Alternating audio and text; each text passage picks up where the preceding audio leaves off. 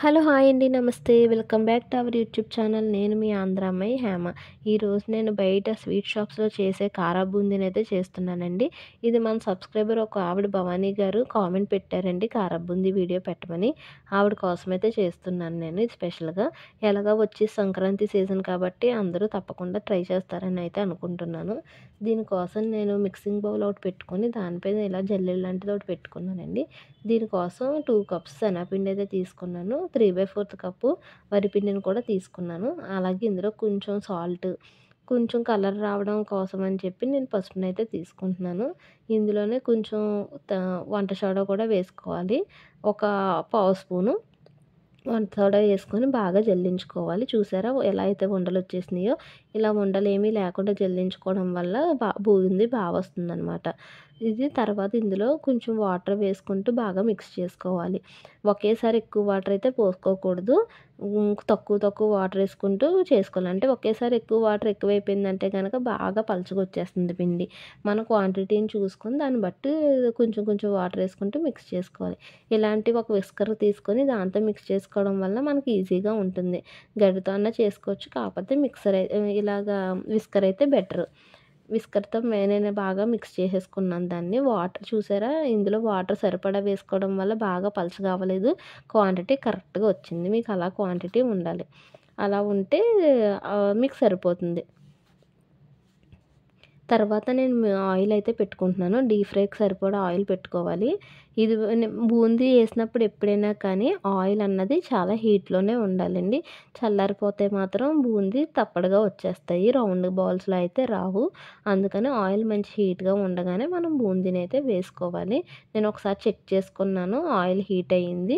ఇప్పుడు నేనైతే ఇలా బూందీ వేసుకునేవి అయితే ఉంటాయి గరిటెలు, అలాంటి దాన్ని అయితే తీసుకున్నాను. అలా అందులో ఒక గరిటె పిండి వేసుకొని బూందీనైతే వేసుకోవాలి.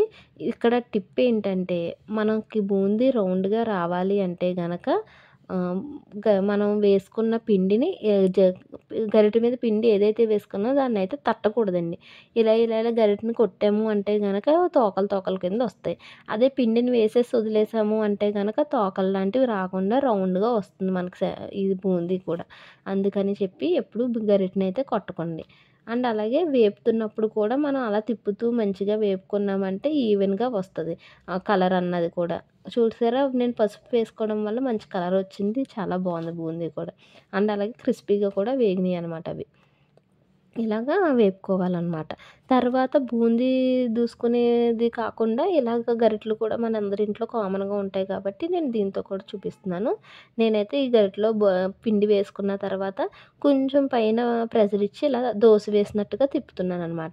ఈ బూందీ మనకి ఇలా మూకిడి నిండా స్ప్రెడ్ అయ్యే వరకు మాత్రమే వేసుకోవాలండి. అలా అయిన తర్వాత కూడా మీరు ఇంకా పిండి వేసేసారు అంటే బూందీ ఒకదాని మీద ఒకటి పడిపోయి మనకి ముద్ద ముద్దలా వచ్చేస్తాయి అనమాట. ఇలా విడివిడిగా ఉండవు.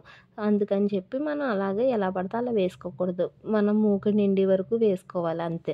వీటిని మళ్ళీ వేపుకోవాలి. మొత్తం బూందీ అంతా వేపేసుకున్న తర్వాత కొంచెం ఆయిల్ని చల్లారనివ్వాలి.